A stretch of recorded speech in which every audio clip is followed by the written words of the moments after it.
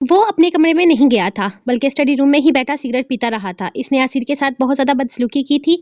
इसका तो कोई कसूर भी नहीं था, बेकार में इसे डाँट दिया। नसीर झूठ हरगिज़ नहीं बोल रहा था, नसीर वहाँ से चला गया था। लेकिन वो भूल नहीं पा रहा था। इस तरफ आते हुए नसीर की निगाहें असीर पर ही थी और इनकी निगाहों ने ही तो आग लगाई थी इसे। वो नहीं जानता था नसीर किस तरह का इंसान है, लेकिन इसकी अय्याश तबीयत के बारे में इसने बहुत कुछ सुन के रखा हुआ था। कोठे पर जाना, ऐसी औरतों के साथ वक़्त गुज़ारना इसका पसंदीदा मशगला था। वो कैसे इसे कोई शरीफ़ज़ादा समझ सकता था। वो सिगरेट पीते हुए नसीर को ही सोच रहा था जब इसका गार्ड अंदर दाखिल हुआ था। दफा हो गया वो यहाँ से। इसने गार्ड की तरफ देखते हुए सवाल किया था। नहीं सही वो नहीं किया। कहता है यार ने हाथ उठा दिया तो कौन सा कोई कयामत आ गई है। नहीं नहीं दोस्ती में तो एतबार पैदा करने में वक्त लग ही जाता है। मैंने कहा था मैं इसे किसी और अच्छी सी जगह पर शिफ्ट कर देता हूँ। कल महफिल का इंतजाम भी हो गया है। मैंने तकरीबन सब कुछ करवा लिया। मैं तो कहता हूँ कि कल तक रहने ही देते हैं, परसों सुबह इसे भेज देंगे। यहाँ से बेकार में बदमज़गी होगी। मुझे यकीन है वो दोबारा इस तरफ नहीं आएगा। हमने गाँव वालों की बेहतरी के लिए बहुत बड़ा कदम उठाया है शाह साईं। आप अपने गुस्से की वजह से गाँव वालों को इतनी बड़ी आग दिलाकर इसे खत्म नहीं कर सकते। और इस बात में कोई शक नहीं कि नसीर खान हमारी इस मामले में बहुत मदद कर रहा है। गलतफहमियां हो जाती हैं, बदमज़गियां हो जाती हैं, लेकिन हमें इसकी अच्छी चीज़ों पर भी गौर करना चाहिए। वो सिर्फ इसलिए हमारी मदद करने के लिए यहाँ पर तक आया है कि इनके गरीब लोगों की भलाई हो सके। बाकी आप बेहतर समझते हैं, मैं चलता हूँ। वो कहकर कमरे से निकल गया था, जबकि अपने हाथ में दबे सिगरेट को लोबों से लगाते इसने आखिरी बड़ा कश लिया था। शाबिर वापस अपने कमरे में आया तो असीर अपने बेड पर लेटी हुई थी। शाबिर इसके करीब आता इसे देखने लगा था। सर्दी काफी ज्यादा थी और इसने अपने ऊपर कोई भी गर्म चीज नहीं डाल के रखी थी। खुद में ही सिकरी हुई थी। शायद ये इसकी नाराजगी का इजहार था। एक तो ये लड़की खुलकर नाराजगी का इजहार नहीं करती थी। कोई बात बुरी लग भी जाए तो भी वो इसे सर्दी भी जरूरत से ज्यादा ही लगती थी। और इस सर्दी में कोई भी गर्म शाल या कम्बल खुद पर ना लेकर वो खुद को नहीं बल्कि इसी को सजा दे रही थी। थोड़ी देर पहले इसकी मेंटल कंडीशन ऐसी हरगिज नहीं थी कि इस असीर इसके सामने कुछ बोल पाती, लेकिन अब इसे एहसास हो रहा था कि असीर से काफी ज्यादा खौफजदा हो चुकी है। वो प्यार से इसे डील करना चाहता था, इसके साथ अपने रिश्ते को बेहतर बनाना चाहता था, लेकिन आज जब सब कुछ बेहतर होते होते वो खराब कर चुका था। यकीनन आसिर से बहुत ज़्यादा नाराज़ होने वाली होगी। मैं मना लूंगा अपने चांद को। मेरा चांद मुझसे रूठ गया है। वो प्यार से इसका माथा चूमते हुए इस पर कम्बल डाल गया था। वो नाराज़गी में बेतहाशा हसीन लगती थी। इन नाराज़ लबों का जायका कैसा होगा। वो हल्का सा मुस्कुराकर इसका चेहरा देखते इसके करीब से उठा था। चेंज करके आता हूँ, फिर इन नाराज़ लबों का जायका चखूंगा। वो गहरा सांस लेता अपने आरामदा कपड़े निकालते हुए ड्रेसिंग रूम में बंद हो गया था। तकरीबन 10 मिनट के बाद ठंडे पानी से शावर लेकर इसने अपने असाब को नॉर्मल किया था। इसकी आदत थी सर्दी हो या गर्मी, वो शावर ठंडे पानी से ही लेता था। वो अपने आप पर किसी भी मौसम को हावी नहीं होने देता था, या शायद वो अपनी हिम्मत चेक करता था कि लेकिन आज तक इसने किसी मौसम पर खुद पर इतना सवार नहीं किया था कि वो मौसम की बेबसी का शिकार हो। आईने के सामने आते हुए इसने अपने लंबे घने बालों में उंगलियां चलाते हुए अपने बालों को खुश करने की कोशिश की थी। अब निगाह असीर के नाजुक सिरापे पर जमी थी। वह इस पर कम्बल डालकर गया था ताकि सर्दी इस पर ज्यादा असर न दिखाए, लेकिन इसने अंदाजा लगाया था कि इससे जरूरत से ज्यादा ही सर्दी लगती है। वह जानते वक्त इसका चेहरा कम्बल से बाहर छोड़कर गया था, लेकिन इस वक्त वह पूरी तरह से कम्बल में कैद थी। इसने आगे बढ़ते हुए इसके सारे साथ लेटते इसकी गर्दन के नीचे अपना हाथ रखा था, जबकि अपने पैरों को इसके पैरों के करीब ले जाते हुए इसने अंदाजा लगाया था कि वो बर्फ की तरह ठंडी थी। इसने आस्ते से इसके नाजुक पैरों को अपने पैरों में कैद करते रब किया था। बर्फ की तरह ठंडी थी। इसे खुद भी अंदाजा ना था कि रात वो इसमें पूरी तरह से कैद होकर सोती थी। वैसे खुद में छुपाता इसे अपने जिस्म की गरमाइश फराम करता था। मेरा चांद, जिस दिन मैं इस कमरे में ना हूँ, इस दिन तो सर्दी से मर जाओगी तुम। इसने रिमोट उठाकर रूम को हीटर को तेज कर दिया था, लेकिन मजाल थी कि रूम हीटिंग का कोई भी असर हो रहा हो इस लड़की पर। वह इसकी करवट बदलता इसे अपने सीने में छुपा गया था ताकि इसे अपने जिस्म की गरमाइश दे सके, जबकि बस के सीने पर हाथ रखकर दोबारा करवट बदल गई थी। अब की दफा शाविर का कहका बड़ा बेसाख्ता था। वो जाग रही थी और नाराजगी दिखा रही थी। शाविर का दिल जाके वो इस पर्दा पर लुट जाए, तबाह हो जाए। उफ, मेरा मासूम बच्चा नाराज है मुझसे। वो इसके गिर्द अपने हसार बनाता इसके पैरों को अपने पैरों से ला करने लगा था, क्योंकि वह जानबूझकर अपने पैर इससे दूर कर रही थी। अरे मेरा बच्चा, बात तो सुनो। मेरा चांद ऐसी थोड़ी ना करते हैं। वो इसका माथा चूमता इसे फिर से अपने करीब करने लगा था। जबरदस्ती इसकी करवट बदलता वह इसे वापस अपने सीने से लगा गया था। इसकी धड़कनें अपनी धड़कनों के साथ बजती महसूस करके इसने नरमी से इसका चेहरा थामना चाहा था, जबकि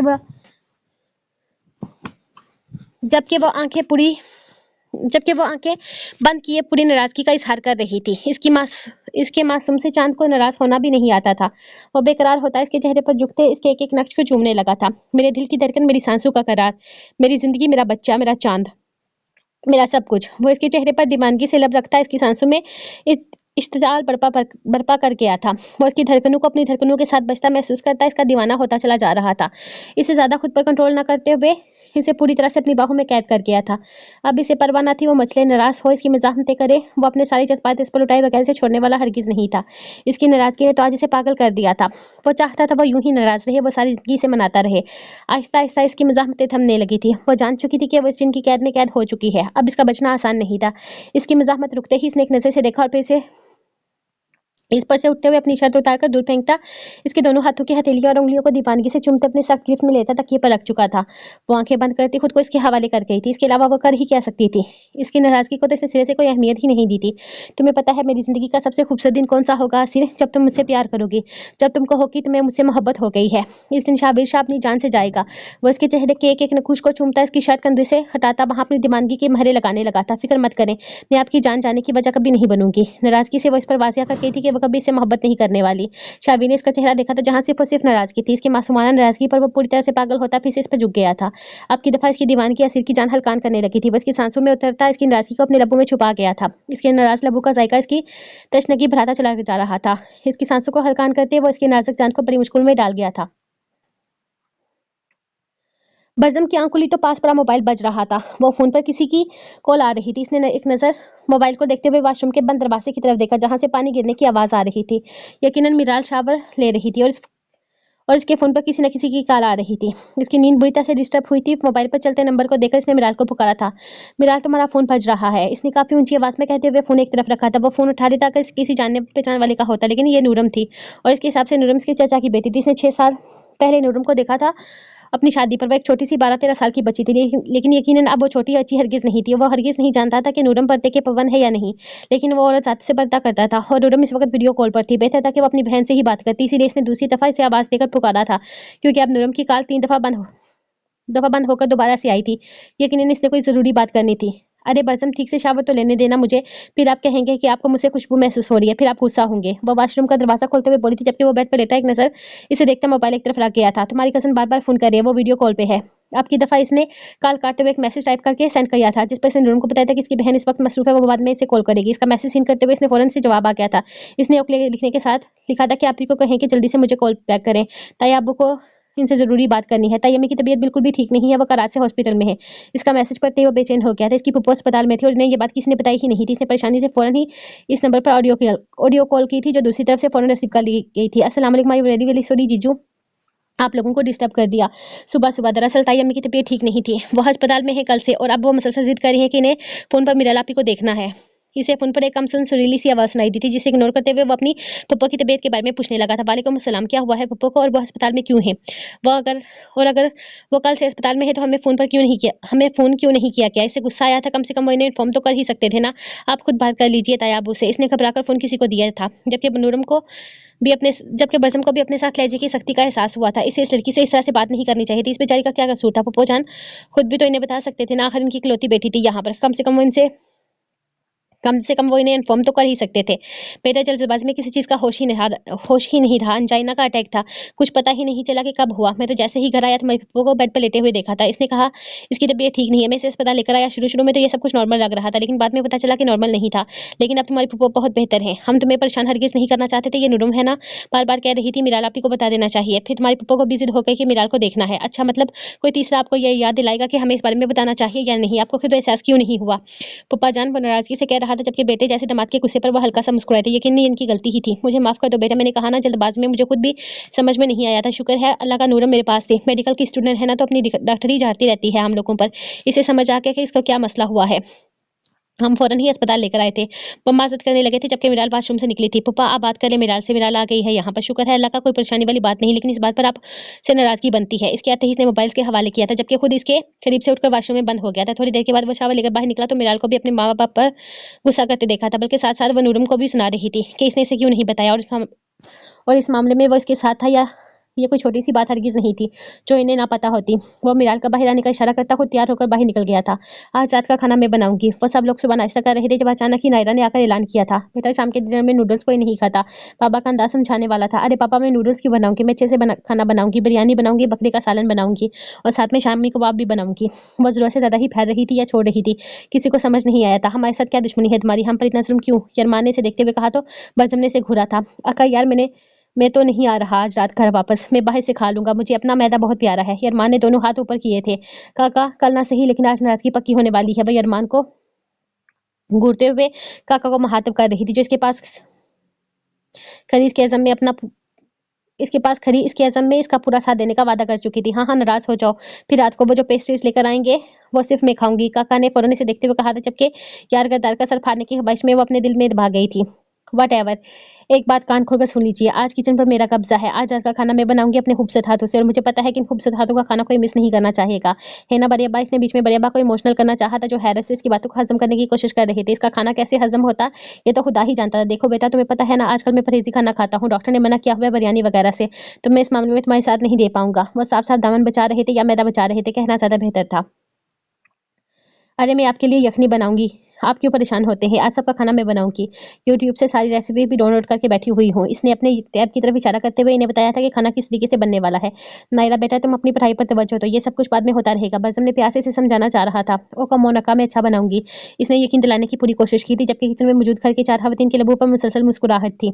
आज यकीनन इस किचन की हालत खराब होने वाली थी, क्योंकि आज यहाँ महारानी नायरा शजाहत शाह खाना बनाने आ रही थी और वो अच्छा खाना हम सबसे हजम नहीं होगा। पीछे से आते मोमरश की आवाज पर इसने मुड़कर से घूरा था। तो आप मत खाइएगा, आपको किसी ने इनवाइट भी नहीं किया डिनर पर। वो गुस्से से बोली थी और उसके लिए खाना बना रही थी और वो कैसे नखरे दिखा रहा था, जबकि इसका तुम के बजाय आप कहना मोमरश के लबों पर मुस्कुराहट बिखेर गया था। यकीनन आज सुबह सुबह मोहतरमा ने ढांढ खाई थी अपने इस अमल पर। मोमरश ने इसके चेहरे को देखा था, लेकिन उंगलियों के निशान कहीं नजर नहीं आए थे, यानी कि थप्पड़ खाने से बच गई थी। वैसे भी पिछले थप्पड़ पर जितना हंगामा इसने किया था, इसे यकीन था कि अब इसके मनगूहा पर कोई हाथ नहीं उठाएगा। अगर मैं नहीं खाऊंगा तो तुम्हारा नुकसान ही होगा। वो कुर्सी खींचते हुए इसे याद दिलाने लगा कि खाना वो इसी के लिए बना रही है। अब मैं सबके लिए खाना बना रही हूँ, तो आप भी सब में शामिल होते हैं। आज का खाना आप घर पर खाएंगे। इसका हुक्म जानने वाला अंदाज सीधा दिल पर ठा करके लगा था। इसने फरमा इसने फरमाबरदारी से दिल पर हाथ रखा था, जबकि इसकी बेशर्मी वो जहाशानी से घुरकर देखा था। खाना अच्छा बने या ना बने, खाना अच्छा बने या बुरा बने, आपको खाना पड़ेगा, क्योंकि मेरी भाभी के हाथ का खाना होगा। काका ने एलानिया कहा था, जबकि इसकी जलती जुबान पर बरसम और यरमान ने एक दूसरे को देखा था, जबकि बरसम ने इशारे से अपने करीब किया। यरमान का फन कांच के लबू के करीब लेकर गया था। 24 घंटे तुम्हारे साथ चिपकी रहती है, तुम्हें इतनी अकल नहीं कि इसे समझाओ कि कौन सी बात कहाँ करनी है। वो उसे देखते हुए सवाल करने लगा था। अका की गर्दान से निकलती नहीं है। बरजम अका, वो आप ही बताएं कैसे समझाऊं? खैर, आप फिक्र ना करें, मैं कोशिश करूंगा इसे बताने की कि वो आइंदा सबके बीच में इस तरह से कोई बात ना करे।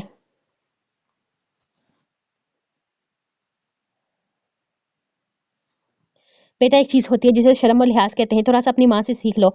कौन सी बात कहाँ करनी है तुम्हें समझाते सिर्फ किताबें चाटने से अकल नहीं आती। अचानक ही शजाहत साने से देखते हुए कहा था। कहने को 2 साल पहले ही वो अपनी बेटी का निकाह कर चुके थे, लेकिन इस तरह से इसे बीच महफिल में मोमरश के नाम से तंग करना इन्हें हरगिज पसंद नहीं आया था। जब तक रुखसती ना हो जाए, तब तक वो शर्म और हया का दायरा बनाकर रखना चाहते थे, और रुखसती के बाद भी वो इनके रिश्ते को प्राइवेट ही चाहते थे। इट्स ओके बाबा की इट्स ओके बाबा, बच्ची है। यरमान ने बीच में बोलते हुए कहा था। इसे हरगिज पसंद नहीं आया था अपने बाप का इतना सख्त अंदाज, और वो भी काका के लिए तो हरगिज नहीं। बच्ची है तो बेहतर के घर की औरतें से तहजीब तरबियत सिखाएं। इन दोनों का निकाह हुआ है, इसका मतलब ये नहीं कि इन दोनों को सबके बीच में शर्मिंदा किया जाए। ये भी छोटी बच्ची नहीं है, अगले महीने पूरे 18 साल की हो जाएगी। कल को इसकी भी शादी होनी है। लोग जरूरत से ज्यादा बोलने वाली बच्चियों को पागल कहते हैं। अब दोनों बहुओं में कमियां लेकर बीच महफिल में तो नहीं बैठ सकता मैं। इनका लहजा इंतहाई तौहीन-आमेज़ था। यरमान तो इन्हें देखकर रह गया था, जबकि हफाहत से बरजम का चेहरा शुरू हो गया था। वो किसी तरह की कमियों की बात कर रहे थे, वो बहुत अच्छे तरीके से समझ गया था।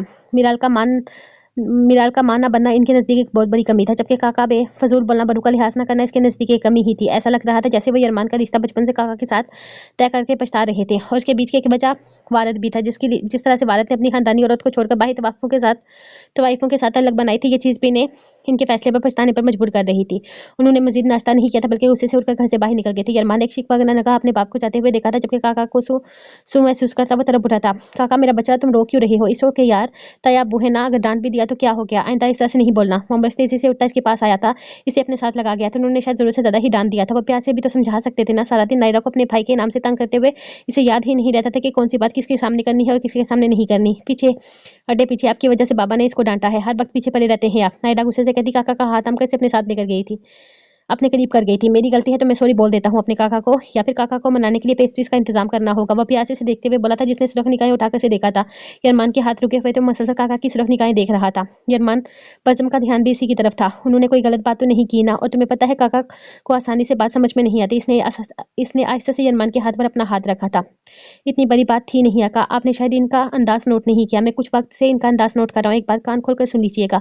अगर बात मेरी ख्वाहिश पर आई तो मैं किसी का लिहाज नहीं करूंगा। वह गुस्से से अपनी जगह से छोड़ता वहां से निकल गया था। बाहर आओ ख्वाहिश, बहुत वक्त हो गया, तुम कल से लेट हो रही हो। वो जाते हुए बुझाते बोला था, जबकि अपनी आंखें साफ करती हुए अपना बैग उठाकर इसके पीछे बाहर निकली थी। मोमरेश बिल्कुल रिलैक्स हो गया था। वो जानता था अब इसकी बहन थोड़ी ही देर में ये डांट फुलाकर बिल्कुल नॉर्मल हो जाएगी। युरमान के होते हुए इन्हें अपनी बहन की कोई भी परेशानी होनी ही नहीं चाहिए थी। शावीर की आंख खुली तो आसिर कमरे में नहीं थी। सुबह फजर के वक्त वो इसके बाहों में अच्छी खासी मछली थी। इसने बड़ी मुश्किल से इसे अपने करीब से उठने दिया था।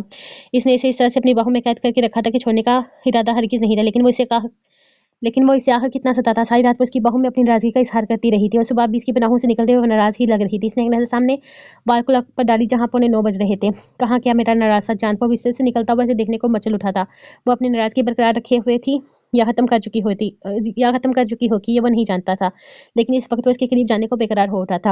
वो जल्दी से फ्रेश होकर बाहर निकलने का इरादा रखता था, लेकिन बाहर जाकर तो शायद वो इसकी नाराजगी को भरपूर तरीके से एंजॉय नहीं कर सकता था। नाराज थी या नहीं थी ये तो भी तो पता करना था। वो चाहता था कि वो इसे नाराज हो, वो बहुत प्यार से इसे मनाना चाहता था।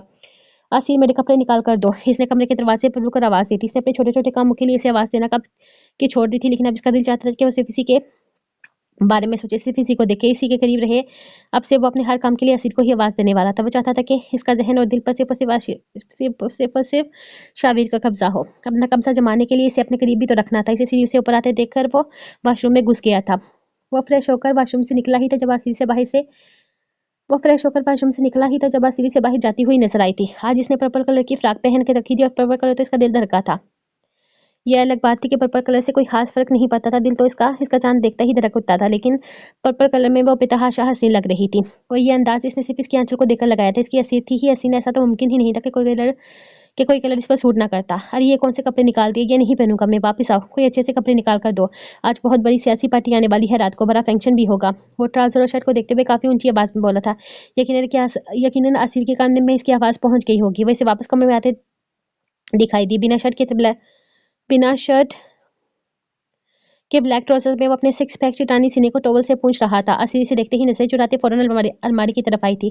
इसका यूं निगाहें चुराना शाबिर की बेकरारियां भरा गया था। टॉवल से अपना सीना साफ करता वह इसके पीछे अलमारी के करीब आया था। सूट निकालूं या शलवार कमीज? इसने पहले ब्लैक कलर की शलवार कमीज पर हाथ रखा था। मर्दाने में होने वाली पार्टीज में वो शलवार कमीज ज्यादा पहनता था। फिर सोचा मीटिंग है तो हो सकता है वो थोड़ी अपनी तैयारी में चेंज लाए, इसलिए पलट कर इसे पूछने लगी, जबकि उसे अपने बेहद करीब खरा महसूस हुआ। वो 2 कदम पीछे हटती चेहरा फेर गई थी। उफ, इसकी नाराजगी इसकी जान निकाल रही थी। तुम्हें जो पसंद है तुम निकाल दो ना, रहना तो मुझे घर पर ही है। मैं कौन सा कहीं जाने वाला हूँ। फिलहाल अपनी पसंद की निकाल दो, रात में कुछ और पहन लूंगा। वह इसकी कमर पर हाथ डालता इसे अपने करीब खींचता इसकी गर्दन पर अपने लब रख गया था, जबकि इसके इस तरह से करीब आने पर वो अच्छी खासी घबरा गई थी। इसकी मूंछों का लम्स अपनी गर्दन पर महसूस करते इसकी रीढ़ की हड्डी सनसनाने लगी थी। दूर रहे, वह घबराते हुए बोली। शावी नोट कर रहा था कि कुछ दिन इसके लहजे की कमकुमाहट कम होते होते बिल्कुल खत्म होती जा रही थी, लेकिन फिर भी जब वो इसके पास होता था वो दोबारा से कमकमाना शुरू कर देती थी। क्या हुआ, कुछ समझ नहीं आ रहा, क्या मैं हेल्प करूं? वो इसकी गर्दन को अपने लब्बों से चूमता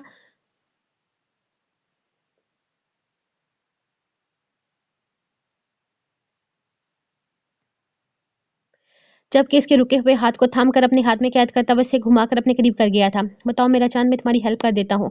तुम्हें कुछ समझ नहीं आ रहा तो वो इसका चेहरा अपने हाथों में थामता इसके गालों पर बारी बारी अपने लब रखता इसका चेहरा सुर्ख कर गया था। नहीं, मुझे मदद की जरूरत नहीं है, आप अपनी हेल्प खुद कर लें और अपनी मर्जी से कोई भी कपड़े निकाल लें। उसके हाथ अपने गालों से हटाती फासला बनाते बाहर निकल गई थी, जबकि वो हैरान रह गया था। उफ, तोबा, ये नाराजगी तो जान निकालेगी। वो अलमारी से वही कपड़े निकाल गया था जिस पर इसने सबसे पहले हाथ रखा था। अब तो बाहर जाकर ही इसकी नाराजगी की मजीद नजारे नसीब होने वाले थे। वो तो जरूरत से ज्यादा ही नाराज हुई बैठी थी। वो सुबह सुबह ही रूम से निकल आई थी। अरताश अभी सो रहा था। इसका इरादा अरताश के लिए नाश्ता बनाने का था। इसे क्या पसंद था क्या नहीं इसे बिल्कुल भी अंदाजा नहीं था। बस अपनी सोच के मुताबिक इसके लिए नाश्ता बना रही थी। आशी और अखरास अभी तक रूम में ही थे, शायद वो अभी तक जाके नहीं थे।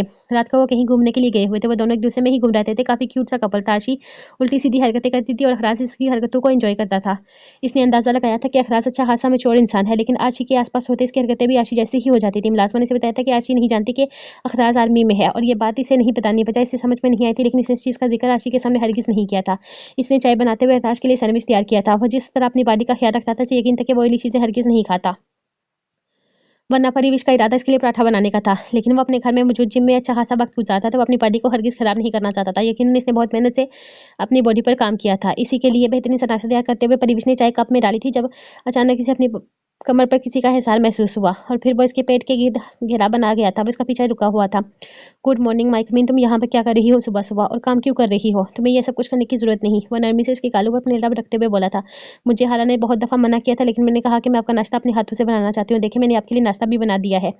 वो इसे ट्रे की तरफ मतवज्जो करते हुए बोली, लेकिन अरताश का ध्यान तो इसके सुरख रुखसारों पर था। डार्लिंग, ये क्या इंग्लिश नाश्ता बना रही है? तुम्हें पराठा बनाना नहीं आता क्या? मैं सुबह नाश्ता हैवी कर लेता हूँ। इसके कान की लो पर अपने इसके कान की लो पर अपने लब रखते हुए अरताश ने इसे हैरान किया था। क्या मतलब? हैवी नाश्ता करने के बाद भी आपकी बॉडी? मेरा मतलब है आप तो जिम में बहुत ज़्यादा रहते हैं ना, तो मुझे नहीं लगा था कि आप पराठा वगैरह खाते होंगे। वो हैरत का शिकार थी। तो मेरी बीवी ने मेरी बॉडी और फिटनेस का ख्याल रखते हुए ये एहतियात की है। वैसे मुझे नहीं पता था कि तुम्हें मेरी बॉडी इतनी ज़्यादा पसंद आ गई है। इसका लहजा शरारती था। मैं इतना वर्कआउट इसीलिए करता हूँ ताकि मैं अपनी पसंद का सब कुछ खा सकूँ। लेकिन मुझे नहीं पता था कि मेरी बीवी को मेरी बॉडी इतनी ज़्यादा पसंद आ जाएगी कि वो मेरे खानों का भी खास ख्याल रखेगी। वैसे क्या पसंद है तुम्हें मेरी बॉडी में? इसके रुखसार सुर्ख होने के पर इसने अपनी शर्ट के ऊपरी 3 बटन खोले थे, जबकि परिविश तो इसकी हरकत पर वो खिला सी गई थी। जी मेरा वो मतलब नहीं था। इसकी शर्ट के बटन खोलते ही इसका चट्टानी सीना नुमायाँ होने लगा था, जबकि इसकी ये हरकत परिविश के पसीने छुड़वा गई थी। हाँ तो बताओ ना फिर क्या मतलब है तुम्हारा? अपने बंदे के साथ-साथ अपने बंदे की बॉडी भी पसंद है तुम्हें, राइट? सबसे ज़्यादा क्या अच्छा लगता है तुम्हें? मेरे सिक्स पैक्स, बाइसेप या फिर मेरे कट्स? इसका हाथ नरमी से थाम अपने सीने पर एक लकीर की तरफ खींच रहा था, जबकि इसका अपना हाथ अचानक दूर किया। इसके चेहरे पर सुर्खी छाई हुई थी। अत्ताश को इसका यूं शर्माना अच्छा लगा था। तुमने जवाब नहीं दिया। लगता है पूरा का पूरा पसंद हूँ।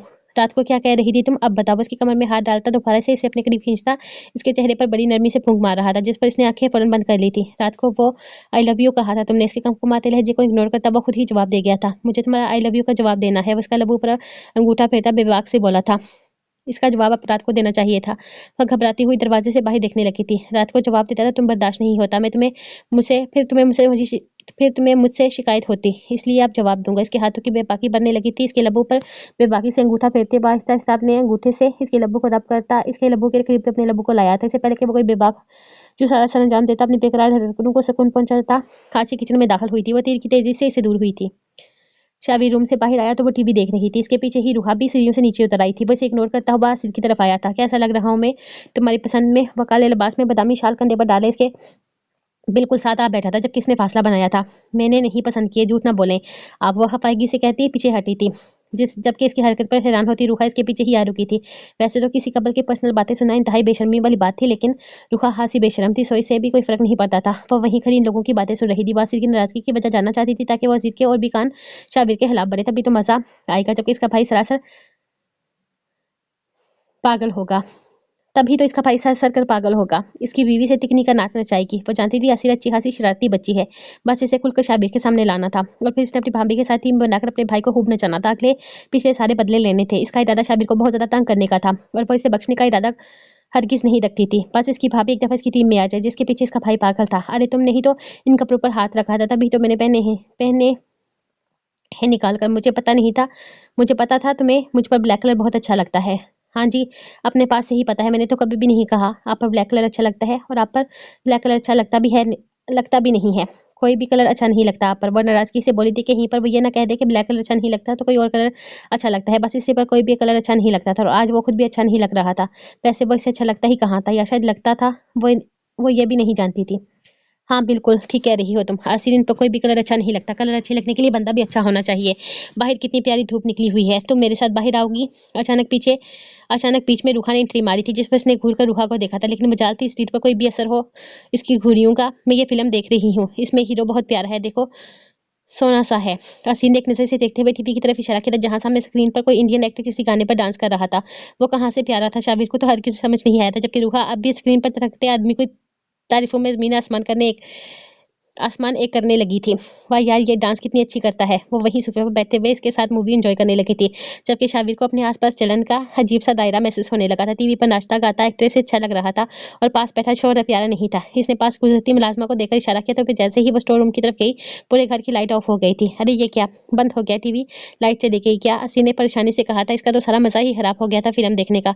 हाँ यार, यहाँ गाँव की बिजली बहुत ज्यादा जाने लगी है। चलो कोई बात नहीं, आओ हम बाहर धूप में बैठे हैं, मैं वहाँ थोड़ी देर में आ जाएंगे, फिर ये वाली फिल्म देख लेंगे। रूहा ने इसे प्यार से समझाते हुए कहा था। शावेद की तो सुना दूर, वो इसकी तरफ देख तक नहीं रही थी। वो फौरन ही अपनी जगह से उठ गई। वो पहली दफा खुद को इग्नोर होता महसूस कर रहा था, और ये फीलिंग इंतहाई बुरी थी। आज तक किसी ने इसे इग्नोर करने की जरूरत नहीं की थी, और इसकी बीवी पहले ही नाराजगी में इसे इग्नोर कर रही थी। इसकी मासूम बीवी से इग्नोर भी कर सकती है, वो सोच भी नहीं सकता था। मुझे भी बहुत सर्दी लग रही है, मैं भी तुम्हारे साथ आ सकता हूँ? इसने नरमी से इसका हाथ थामा था, जिसने इसे एक झटका कर नहीं बल्कि खींचकर अपने हाथ से निकाला था। मैं कौन होती हूँ किसी को इजाजत देने वाली?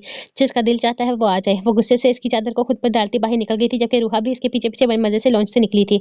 शाबीर ने एक नजर से देखा, जबकि इसके जाते ही पीछे से घर की स्लाइड लाइट्स ऑन हो गई थी, और टीवी भी दोबारा ऑन हो चुका था। वह काफी आगे निकल चुकी थी, इसलिए शायद टीवी की आवाज पिन तक नहीं गई थी। शाबीर अपनी जगह से उठते हुए सामने स्क्रीन पर अब जलवा कर एक्टर को देख रहा था।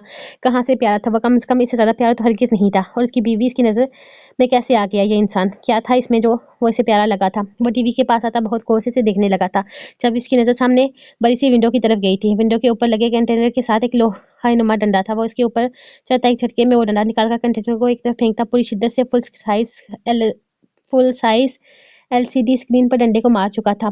जो लम्हे में चकनाचूर हुई थी ये, लेकिन हरगिज सुकून नहीं मिला था इसे। एक दफा फिर से आसिर की निगाहें याद आई थी। वो कितने इश्तियाक से इस इंसान को देख रही थी। इसने गुस्से से एक दफा फिर से पूरा डंडा शिद्दत से एलसीडी पर स्क्रीन पर मारा, जो कि अब की दफा दीवार से उतरकर जमीन पर आ गिरी थी। स्क्रीन नीचे गिरने पर एक सुकून सा उतरा था। इसने दरवाजे की तरफ देखा, जहां आसिर गुस्से से घूर रही थी, जबकि पीछे खड़ी रूहा काफी एक्साइटेड से देख रही थी। वह डंडा एक तरफ फेंकता हुआ हल्का सा मुस्कुराता, लबों को सीटी के अंदाज में जिस देता एक दिलकश धुन बजाता इसके करीब से गुजरता मैदान खाने की तरफ चला गया था। आसिर ने गुस्से से मुठियां बेचते हुए दांतों को जोर से पीसा था, जैसे दांतों के नीचे शाविर की गर्दन हो। सो जेलस, देखा तुमने भाई कैसे हमारे हीरो से जेलस हुए? कितना प्यारा हीरो था, शुक्र है इनके सामने नहीं था, वरना इसे भी मार देते। तुम्हारे पास लैपटॉप है? इसने पलटकर गुस्से से रूहा को देखते हुए पूछा था। इसकी आंखों में गुस्सा देख रूहा ने फौरन हाँ में सर हिलाया था। हम यही फिल्म वहां पर देखेंगे। वो जैसे फैसला सुना रही थी। मतलब तुम मेरा लैपटॉप शहीद करवाना चाहती हो? कोई बात नहीं, करवा लेना। शाविशा का गुस्सा देखने के लिए ये भी मंजूर है। वो कंधे उचकाकर इसे लिए बाहरी रूप में आ गई थी। इसने अंदाजा लगाया था कि आसिर काफी डेयरिंग थी, वरना वो अपने जिनका ये रूप देखकर इसे पंगा हरगिज न लेती। ग्रे कलर, लाइक सीरियसली तुम्हें लगता है कि ग्रे कलर सूट करेगा मुझ पर? बिल्कुल भी नहीं। ऐसा करो कि तुम ना क्रीमिश कलर रखो। वह अस्पताल के कमरे का दरवाजा खोलता न दाखिल हुआ था। काफी मसरूफ अंदाज था। फोन कान से लगाए बस के पास आकर बैठा इसकी दवाइयां चेक करने लगा था।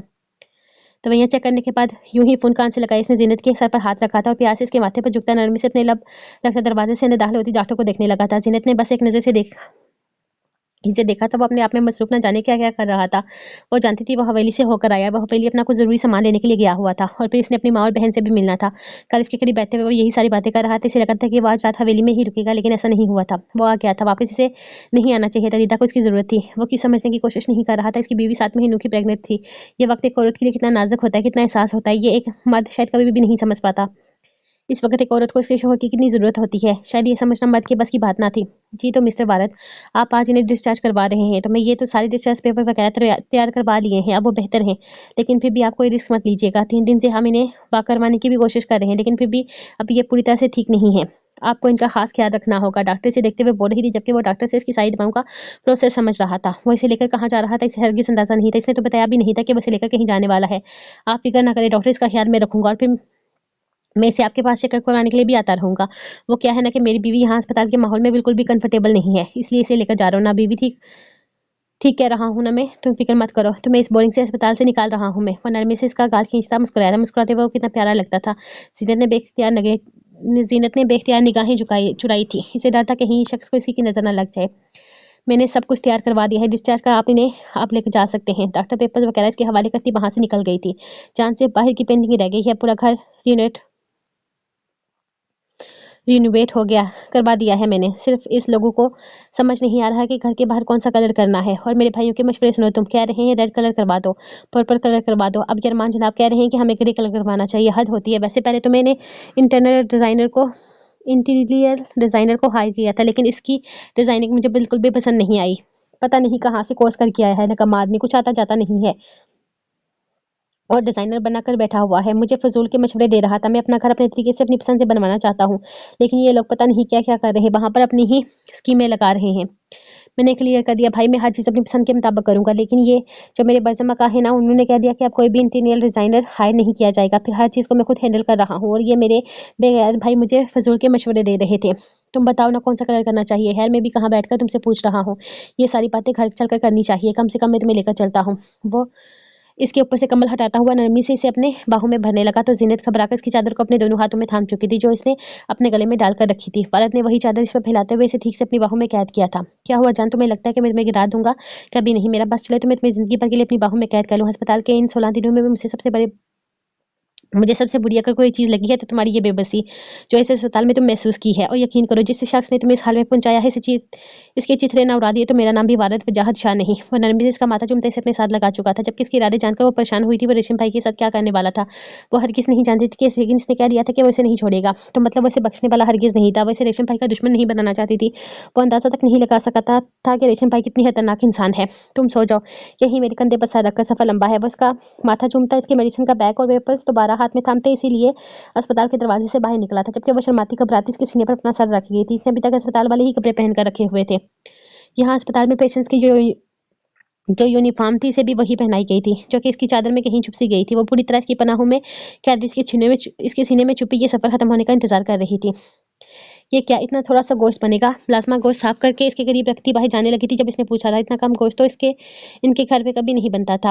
बीबी जी और रीता भाभी ने बोला कि इतना ही गोश्त बनेगा, मैं बाहर काम कर रही हूँ। मुलाजमा कहकर बाहर चली गई थी जबकि इसने हैरत से स्लिप पर चौकड़ी मारी बैठे काका को देखा था। अरे हम इतना ही बना ले तो बहुत बड़ी बात है। इसने बड़ी सी थाली में गोश्त के छोटे छोटे टुकड़ों को देखा था जो इतना भी कम नहीं था कि इसे खाना ना बनाया जा सके।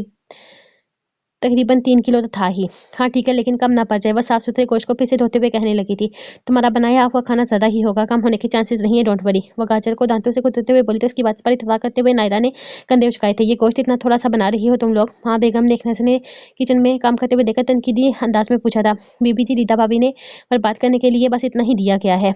बाकी रीता भाभी ने आग पर बाहर रख दिया है।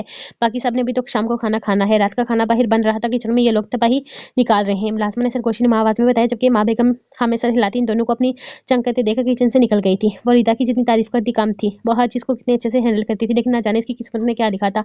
वो हर काम में परफेक्ट थी। न जाने क्यों वो एक परफेक्ट बीवी नहीं बन सकी थी। न जाने क्या कमी थी इसमें जो वारिस शाह के दिल में न उतर सकी। वो इसकी बीवी थी, उसके निकाह में थी। एक जायज रिश्ता इन दोनों के दिलों में एक जायज रिश्ता भी इन दोनों के दिलों को बांध ना सका था। वही खानदान को वारिस देने जा रही थी। इस खानदान का पहला बच्चा इसकी कोख से जन्म लेने वाला था, लेकिन फिर भी न जाने इसकी किस्मत में क्या लिखा हुआ था। इसके साथ ही ऐसा क्यों हो रहा था? आखिर एक तवाइफ में ऐसा भी गया था कि वारिस शाह जैसा इंसान जो अपने लिबास पर दाग बर्दाश्त नहीं करता, एक तवाइफ को अपनी जिंदगी में शामिल करने की कसम खा चुका था। या अल्लाह रीता बहुत मासूम है, इसके लिए आसानियां पैदा कर। इसके शोहर का दिल इसकी तरफ मोड़ दे, इसकी बच्ची का दामन खुशियों से भर दे। मेरे मालिक। वो हवेली से बाहर निकलकर बाहर बनी बड़ी सी रसोई की तरफ आई थी। यह किचन घर से बाहर इसलिए बनाया गया था जिसकी बड़ी वजह यह थी कि यहाँ पर बहुत बड़े पैमाने में दावतों का इंतजाम किया जाता था। ऐसे में हर चीज़ घर में ही तैयार की जाती थी और आज वहीं पर खाना भी तैयार हो रहा था, क्योंकि जिस तरह किचन की तबाही निकाल रही थी इन्हें यकीन था कि इनकी निकम्मी बेटियों से खाना हरगिज़ नहीं बनने वाला और यहाँ का सारा काम भी रीता ही संभाल रही थी। वो आने वाले वक्त में इस हवेली की पूरी जिम्मेदारी संभालने के काबिल थी। कहने को मिराल इनके खानदान की सबसे बड़ी बहू थी, लेकिन इसको किसी चीज़ में दिलचस्पी नहीं थी, बल्कि हकीकत तो ये थी कि सिवाय मरजम के इसे किसी इंसान में भी दिलचस्पी न थी। इसे किसी से फर्क नहीं पड़ता था इस घर में मरजम का बाप, इसकी माँ, इसकी बहन, इसके भाई को कोई इसके लिए अहमियत नहीं रखता था। अगर इसे मतलब था तो सिर्फ और सिर्फ अपने शोहर से। अक्सर तो ऐसा होता था कि वह सारा सारा दिन कमरे से बाहर निकलने की जहमत ही नहीं करती थी। शुरू शुरू में उन्होंने बुरी कोशिश की थी कि मिराल इनके साथ घुल मिल जाए, लेकिन 6 साल गुजरने के बाद भी मिराल ने अपने दायरा नहीं खोला था। वो खुद को एक दायरे में कैद रखे हुए थी जिसमें बज़म शामिल था। उन्होंने एक दो दफ़ा बज़म को शिकायत भी की थी मिराल के शुरू में कि वह कमरे से नहीं निकलती, जिस पर बज़म ने बस इतना कह दिया था कि वो औरतों के मामलात नहीं समझता। आप जाने, आपकी बहू जाने। शुरू में एक दो दफ़ा लड़ाई भी हुई थी जिसमें बज़म ने ना अपनी बीवी का साथ दिया था और ना ही अपनी माँ का। वो औरतों के मामलात में बोलने के हक में नहीं था। ऐसी छोटी-छोटी बातों पर लड़ झगड़ कर वो ना तो अपनी माँ को नीचा दिखाना चाहता था और ना ही अपनी बीवी को किसी के सामने रुसवा करना चाहता था। फिर माँ बेगम ने इसकी शिकायत करना छोड़ दिया था। वो सारा दिन गाँव की बेहतरी और इन मामलात में घुसा रहता था। कभी किसी एक के घर के मसले हल करना, कभी किसी दूसरे घर के मसले हल करना। ऐसे में अगर इसे घर से ही यही परेशानियाँ मिलने लगी तो शायद वो अपने काम ठीक से ध्यान नहीं दे पाएगा। वो अपने बेटे को किसी तरह की परेशानी का शिकार नहीं बनाना चाहती थी, इसलिए उन्होंने खुद ही मिराल से एक फैसला बना लिया था जिससे ना तो मिराल को कोई फर्क पड़ा था और ना ही इन्हें। वो मिराल को अपनी बेटी बनाकर रखना चाहती थी, लेकिन मिराल को इस चीज़ में दिलचस्पी ही नहीं थी।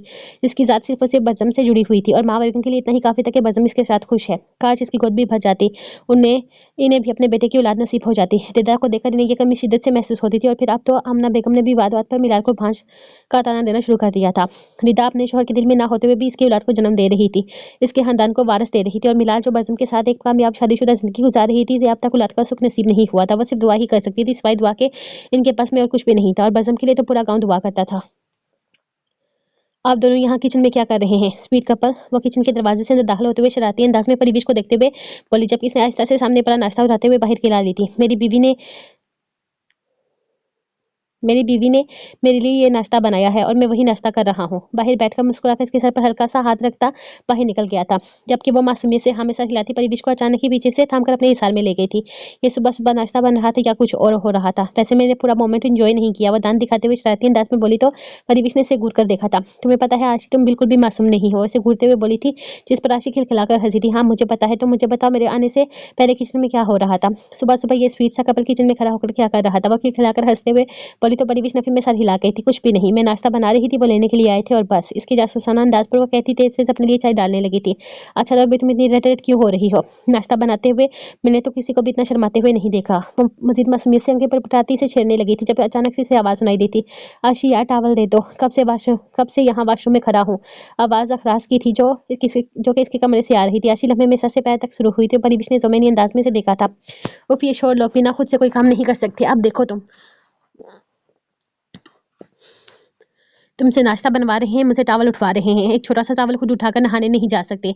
वो अपनी खफा छुपाती तेजी से किचन से निकले अपने कमरे की तरफ भागी थी, क्योंकि हरास की आवाज़ अब पूरे घर में गूंज रही थी और साथ ही नौकर दबी दबी हंसी हंस रहे थे। और सबसे ज़्यादा मसला ये था कि इनके घर में काम करने वाले सारे मुलाजिम पढ़े लिखे थे, बल्कि इनका पूरा मुलाजमों का स्टाफ था। ये सब लोग कपल्स के मूवमेंट पर तौबा दुआ करने के बजाय इन्हें रोमांटिक कहते हुए इंजॉय करते थे, और ये बात आशी को ज़्यादा शर्मिंदा करती थी। आशी वो कमरे में दाखिल हुई जब वो वॉशरूम के दरवाजे से गर्दन बाहर निकाले से आवाज़ देने में मसरूफ था।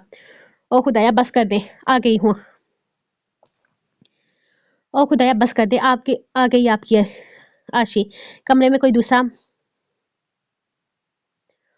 ओ खुदाया बस कर दें, आ गई आपकी आशी। कमरे में कोई दूसरे मुल्क रवाना नहीं हो गई थी जो ऐसे गला फाड़ फाड़ कर चिल्ला रहे हैं। एक टॉवल तक नहीं उसे उठा सकते। दरवाजा लाकना से ही बंद तो था ना, कम से कम निकल आते वाशरूम से बाहर। एक तौलिया तक उसे उठाया नहीं जाता। हर काम मैं क्या करूं, अगर वही सब काम कर हर वहाँ सब काम करते कैसे हैं। वह अलमारी से तौलिया निकालते हुए इसकी तरफ आती है, चाह सा गुस्सा दिखा रही थी। अखराज हाथ बाहर निकाले इसके हाथ से तौलिया पकड़ने की जल्दी में था, जब अचानक ही तौलिया पकड़ने के बजाय वह इसका बाजू पकड़ता इसे अपने इसे घसीट कर अंदर कर चुका था। डार्लिंग, तुम्हें किस बेवकूफ़ ने कहा कि मुझे मेरी आशी कमरे में चाहिए। मुझे मेरी आशी मेरे साथ बाथरूम में चाहिए, ताकि मैं इसके साथ मिलकर एक रोमांटिक सा बात एंजॉय कर सकूं। वो इसे रूफ शावर के नीचे लाते हुए अचानक इसके लबों पर झुकता अपनी गिरफ्त जमा गया था, जबकि आशी जो जल्दी जल्दी सारा काम निपटाकर बाहर भागने की कोशिश में थी ताकि इसका रोमांटिक मूड ऑन ना हो जाए, बुरी तरह से इसकी बाहों में फड़फड़ा कर रह गई थी। मोहम्मद अपना सारा काम निपटाकर जल्दी जल्दी घर आया था, क्योंकि आज इसकी मनकूहा इसके लिए स्पेशल खाना बना रही थी, जिसे लेकर वो काफ़ी ज़्यादा खुश था। वो बिल्कुल भी अच्छी कुक नहीं थी, इसे सिर्फ नूडल्स बनाने आते थे। नायरा की शादी घर में ही होने वाली थी, हर कोई जानता था, इसलिए कभी किसी काम का प्रेशर इस पर डाला ही नहीं गया था। वो दूसरा, वो पढ़ाई को लेकर शुरू से ज़्यादा सीरियस थी। वो बिजनेस में डिग्री लेने का इरादा रखती थी, क्योंकि इसका इरादा आगे चलकर अपने खानदानी कारोबार संभालने का था, जिस पर फिलहाल तो सबने ही इसे बच्चा समझ कर कह दिया था कि वो कर सकती है। हालांकि इस खानदान की औरतों ने कभी बाहर कदम तक नहीं रखा था। बाहर जाकर काम करना तो बहुत दूर की बात थी। और फिर बरसम और यरमान दोनों ही जानते थे कि इनकी बहन ने कितने दिन तक सीरियस होकर कुछ करना है। 1-2 दिन तक वो इसका शौक पूरा करने के लिए इसे ऑफिस ले जाने को भी तैयार थे। 1-2 दिन अगर काम ना भी होता तो कोई मसला नहीं था, वो सारे वर्कर्स को छुट्टी भी दे सकते थे, क्योंकि इनकी बहन मर्दों के बीच काम नहीं कर सकती थी, बेशक वो जगह इनकी अपनी ही क्यों ना हो। इन्हें गवारा ना था कि इनकी बहन पर किसी गैर मर्द की निगाह पड़े। वो तो अपनी अकेडमी में भी पर्दे में रहती थी, इसीलिए वो इसका शौक पूरा करवाने के लिए इस मामले में इसका साथ भी दे रहे थे। हालांकि इसे इस हद तक फ्रीडम देने में घर के बड़ों को काफ़ी एतराज़ था। ये अलग बात थी कि इनके सारे ही बच्चों ने कभी भी बहनों के मामले में इनकी नहीं सुनी थी। और जब से आशाएं गुम हुई थी, बड़े अब्बा के लिए इनकी सारी पोतियां बहुत ज़्यादा अहमियत रखने लगी थी। इनके घर से इनकी पोती अगवा होकर कहीं गायब हो गई थी, और 20 साल गुजर जाने के बाद भी कोई इसे तलाश करने में कामयाब ना हो सका था। इनके लिए बस यही नाकामी काफ़ी थी। वो अपनी पोतियों को खुद से दूर करके या खुद से बदजन करके खोने का इरादा नहीं रखते थे। वो तो अब तक आशाएं के लिए तड़प रहे थे। कामयाब ना हो सका तो इनके लिए बस यही नाकामी काफ़ी थी कि वो अपनी पोतियों को खुद से दूर करके या खुद से बदजन करके खोने का इरादा नहीं रखते थे। वो तो अब तक आशाएं के लिए तड़प रहे थे, जो इनकी आंखों के सामने से कोई लेकर चला गया था, और इन्हें पता भी न चला था। ना जाने आशाएं किस हाल में होगी, जिंदा भी होगी या मर चुकी होगी। वो इसके बारे में कुछ भी नहीं जानते थे। हाँ, लेकिन वो दुआ जरूर करते कि वो जहाँ भी हो बिल्कुल ठीक हो, सही सलामत हो, इसकी इज्जत महफूज हो, और बस मरने से पहले एक दफ़ा वो इसे देख लें। और कोई ख्वाहिश ही नहीं थी इनके दिल में, और यह ख्वाहिश तो घर में मौजूद हर इंसान की थी कि इनकी घर की बेटी इन्हें वापस मिल जाए, लेकिन जिसके मुकद्दर में ही बिछड़ ना हो, इसका मिलना नामुमकिन हो जाता है। और अब तो वो लोग उम्मीद भी छोड़ चुके थे। हेलो लेडीज, क्या चल रहा है यहाँ पर। वो किचन में दाखिल होता है, इन लोगों को काम करते हुए देख इनसे पूछने लगा था। अकल के साथ साथ नजर का भी मसला आ गया है डट्टू। मियाँ नजर नहीं आ रहा, खाना बना रही हैं। वो यूट्यूब पर वीडियो देखते हुए मसरूफ से अंदाज में बोली थी। इस वक्त अगर वो किसी का सामना नहीं करना चाहती थी, वो ये इंसान था जो इसे इस मुसीबत में डाल चुका था। कचरा टानी में सिर्फ पूछ ही तो रहा हूँ, कोई खा तो नहीं जाऊंगा ना तुम्हारा खाना। और वैसे भी आज तो तुमने किचन में अपना मुबारक कदम रखे हैं, इतना बड़ा मुहर्रका मारा है तुमने, खाना बना रही हो, मैं दिल से बहुत खुश हूँ। वो हांडी में झांकते हुए बोला था, जिसमें ना जाने क्या तैर रहा था। ये क्या बनाया है तुमने। इसने बड़े से पतीले में पतले से सूप में बकरे की बोटियां तैरती देखी थी। बकरे का सालन बना रही हूँ, और इधर मैंने बिरयानी बनानी है। इसने साथ वाली डेगची की तरफ इशारा करते हुए इसे बताया था, जिसमें क्या था वो समझ नहीं पाया था, लेकिन शायद वो चावल ही थे, वो भी पानी वाले चावल। अच्छा लग रहा है ना, देखेंगे टेस्ट में कैसा है। वो बड़ी मुश्किल से थूक निकलते हुए इसे देखकर बोला, जो कि अपने कारनामे पर काफी खुश लग रही थी। ये बिरयानी थोड़ी सी चेंज सी लग रही है ना, सालन पकने में तो अभी टाइम लग रहा है। तुम चेक कर बताओ कि कैसा बना है, सबको खाना है, आखिर डिनर तो सबने ही करना है ना। मैं नहीं चाहती मेरी बेइज्जती हो जाए। और ये देखो काका कह रही है मेरे हाथ का बना हुआ खाना नहीं खाएगा। वो परेशानी से इसे देखते हुए कहने लगी थी, वो कितनी चालाक थी, इसे ये खाना खिलाने के लिए कितने प्यार से बात कर रही थी, वरना तो हर वक्त अंगारे चपाती थी। मोमरेश इसकी बात सुनकर हैरत से वो कभी अपनी बहन का मासूम चेहरा देखता तो कभी अपनी मनकूहा के हाथ का बना हुआ खाना। ऑफ कोर्स मेरी कचरानी में चक्कर बता देता हूँ तो मैं, लेकिन वो क्या है ना कि मैं अभी फौरन से खाना नहीं खा सकता, मैंने ना जूस पीना है। तुम्हें तो पता है ना, जिम करने के ये जूस कितना ज़रूरी होता है, तो मैं पहले जूस भी पीऊँगा, इसके बाद आकर तुम्हारा खाना चखूँगा। वो किसी तरीके से यहाँ से भागने का बहाना ढूँढने लगा था। मैं आपको जूस निकाल के देती हूँ। काका ने फ़ौरन स्लिप से नीचे छलांग लगाते हुए फ्रिज की तरफ कदम बढ़ाए थे। खुद बचने के लिए वो अपने भाई को फँसा रही थी। काका मेरा बच्चा, मैं चेंज तो कर लूँ ना, कभी थोड़ी ना खाऊँगा। वो अपनी बहन की शरारती आँखों में देखता इसे जूस छीनने वाले अंदाज में लेकर स्लीप पर पटक गया था। तो चखने में कौन-सी क़यामत आ जाएगी डरतू कहीं के। मैं तुम्हारे लिए इतनी मेहनत से खाना बनाया है, तुम चख तक नहीं रहे। नायरा मायूस हो गई थी। हर कोई इसके खाने को देखकर हँस रहा था। ये डरतू जिसके लिए इसने खाना बनाया था वो भी नखरे कर रहा था। बिल्कुल, हाँ, बिल्कुल ठीक कह रही हो तुम। इनके लिए ही तो खाना बनाना है, वरना तुम ट्रिप पर कैसे जाओगे? और ऊपर से कितने नखरे कर रहे हैं। आइंदा तुम इनके लिए कभी खाना मत बनाना और बात भी मत करना। काका ने बीच में जंग छेड़ने का ऐलान किया था। अरे नहीं, नहीं, मैं खा रहा हूँ, मैं ज़रूर खाऊँगा। लेकिन क्यों नहीं खाऊँगा? मेरी बीवी ने इतने प्यार से मेरे लिए खाना बनाया है, ऑफ़ कोर्स मैं खाऊँगा। मनकूहा ने वो इसकी बात काटते हुए इसकी बात की दुरुस्ती करने लगी। वो उसकी बीवी नहीं थी बल्कि मनकूहा थी, और ये बात मोमरिश को याद रखनी चाहिए। वो इतनी जल्दी खुद पर से हक जताने का मौका कैसे दे देती? हाँ, हाँ, वही मनकूहा, तुमने ही बनाया है तो मेरे लिए ये तुमने बनाया तो मेरे लिए ही है ना, खाना तो मैंने ही है ना। इसको तो क्या फ़र्क पड़ता है, फ्यूचर में भी तो तुम मेरे लिए ही बनाओगी ना, बीवी बनकर भी। वो प्लेट में डाले हुए चावल के पास आया था जिसके ऊपर एक बोटी भी रखी गई थी। बोटी की हालत रेशा-रेशा हो चुकी थी, यानी कि बिरयानी में मौजूद मुर्गे का गोश्त शुरू से ज़्यादा गल चुका था। इसने एक नज़र बिरयानी को देखा था। ये यखनी नुमा बिरयानी यकीनन एक अलग एक्सपीरियंस था जो उसके मैदे पर बहुत ज़ोर से लगने वाला था। इसने मुस्कुराती हुई नायरा का देखा था जो एक्साइटेड भी लग रही थी, जबकि काका वापस अपनी जगह पर बैठती गाजर को उतरने लगी थी।